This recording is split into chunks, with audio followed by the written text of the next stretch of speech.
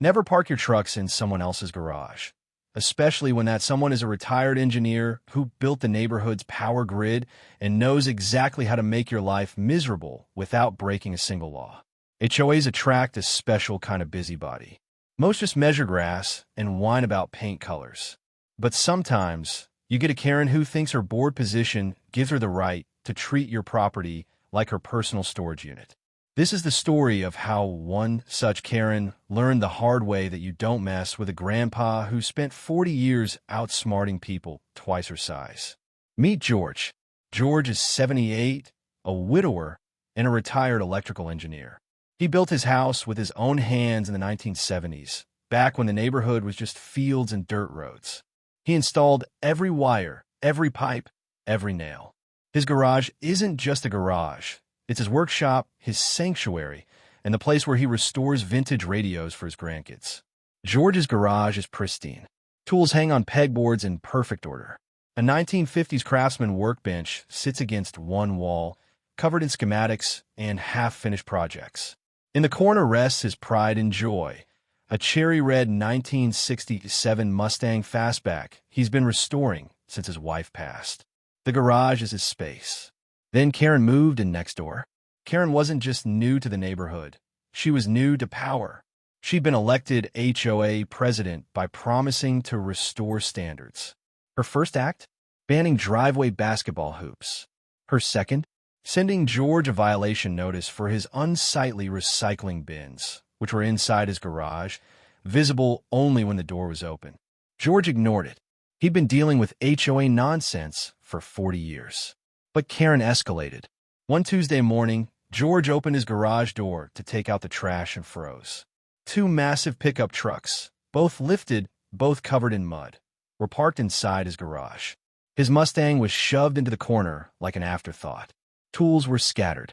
A muddy boot print marked his workbench. George's hands shook, not with anger, with cold, calculated fury. He marched next door and knocked on Karen's door. Karen answered, sipping coffee. "Oh, George, lovely morning, isn't it?" "Karen," George said, his voice dangerously calm. "Why are your trucks in my garage?" Karen smiled like a cat with a canary. "Well, George, the HOA bylaws state that commercial vehicles can't be parked on driveways or streets overnight. My son's trucks are for his landscaping business. I'm just storing them temporarily. Your garage was empty." "Empty?" George stepped closer. "My Mustang is in there. My tools. My life's work." Karen waved a dismissive hand. "It's just a garage. And as HOA president, I have the authority to utilize community assets for the greater good." George's eyes narrowed. "Show me where it says that in the bylaws." Karen's smile faltered. "It's implied. Common sense." George didn't argue. He just turned and walked back to his house. He called his grandson, Mike, a lawyer who specialized in property law. Mike arrived an hour later, laptop in hand. "Grandpa, this is insane," Mike said, reviewing the HOA's bylaws. "There's nothing here that gives her the right to use your private garage. This is trespassing. Grand theft auto if she moved your Mustang." George nodded slowly. "I know, but I'm not calling the cops. Not yet." Mike raised an eyebrow. "What are you going to do?" George smiled, a thin, cold smile Mike had only seen a handful of times. "I'm going to teach Karen a lesson in consequences." George spent the rest of the day in his garage, carefully moving his tools and Mustang back into position. He didn't touch Karen's trucks. He just worked quietly, occasionally glancing at the trucks with a look that could freeze lava. That evening, Karen's son, Kyle, a burly man with a neck tattoo, showed up to get his trucks. He'd jump into the first one, turn the key, and nothing. Just a sad click. He tried the second truck. Same thing.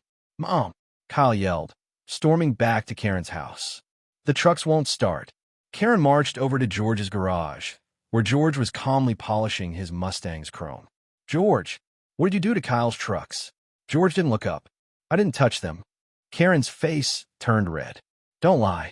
They were fine this morning." George finally looked at her, his eyes like chips of ice. "I said I didn't touch them. I didn't say I didn't do anything." Karen sputtered.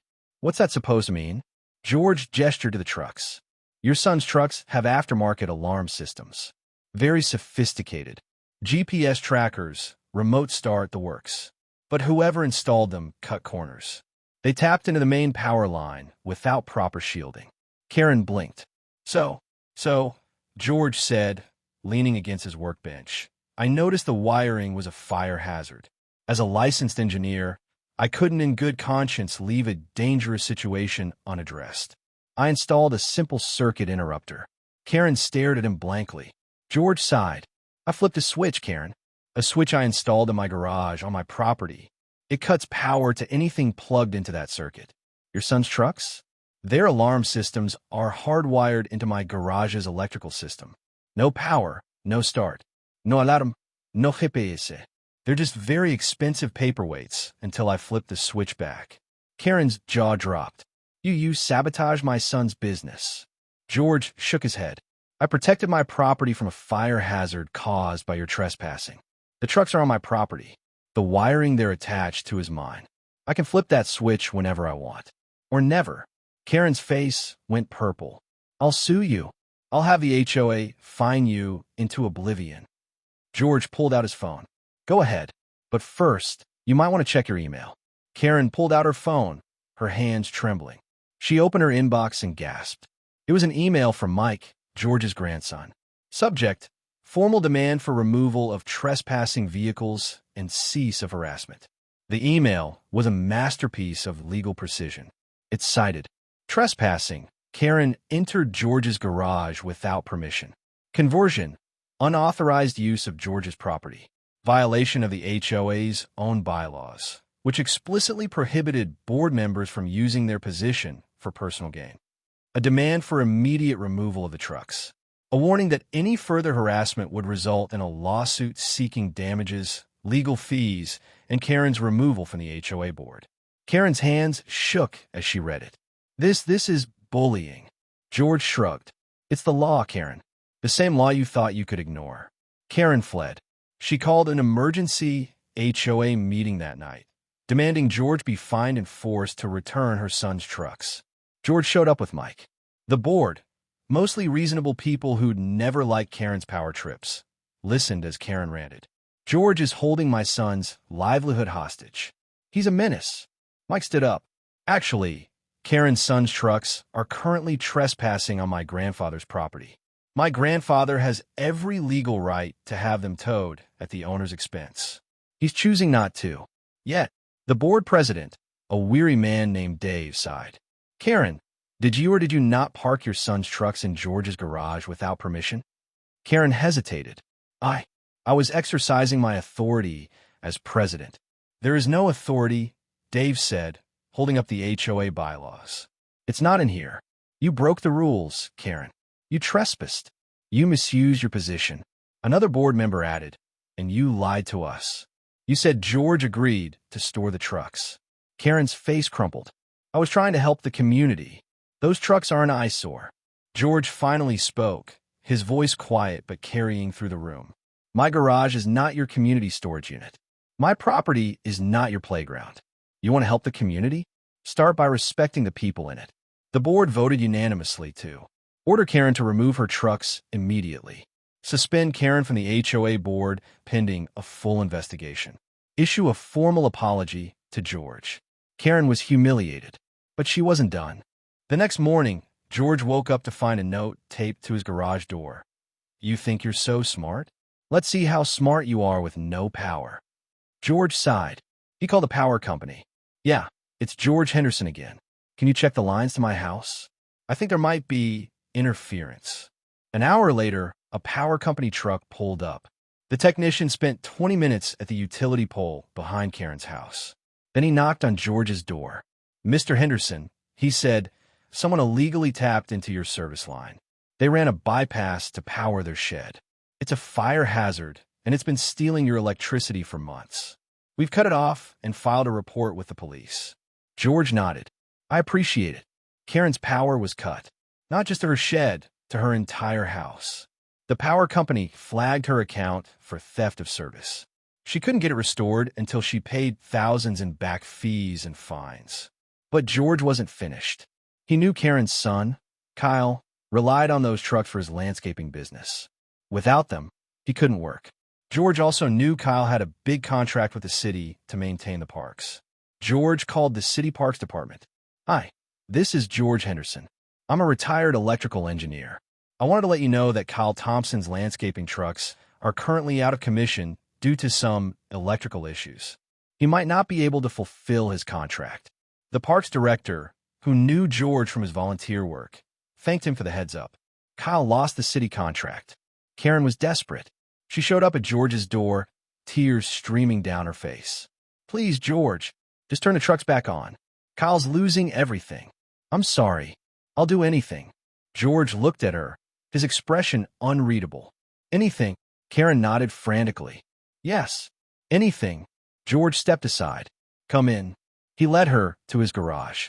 The trucks were still there, silent and useless. George walked over to a small metal box on the wall, covered in dials and switches. "This," George said, "is the circuit interrupter. Flip this switch, and the trucks start. But there's a catch." Karen stared at the box. "What catch?" George smiled. "This box is connected to a timer. I can set it to turn the power on and off whenever I want. Or I can set it to only work when I enter a code." Karen's eyes widened. "You mean you could control his trucks forever?" George nodded. "But I'm not going to. Here's the deal, Karen. You will resign from the HOA board. Effective immediately.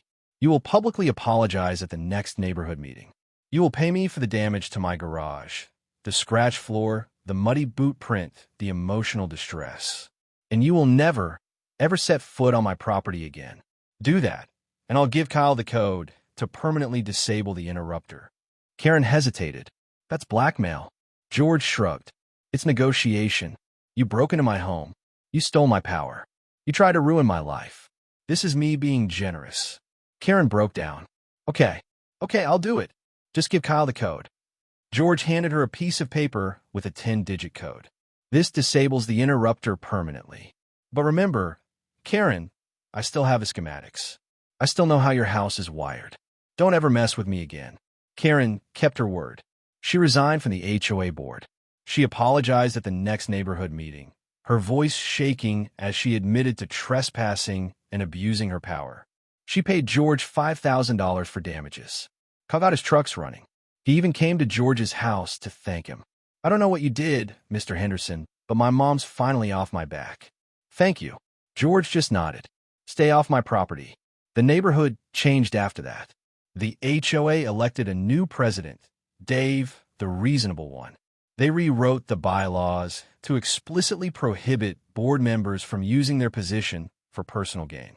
They even created a George Henderson rule, which stated that no HOA member could enter a resident's private property without written permission.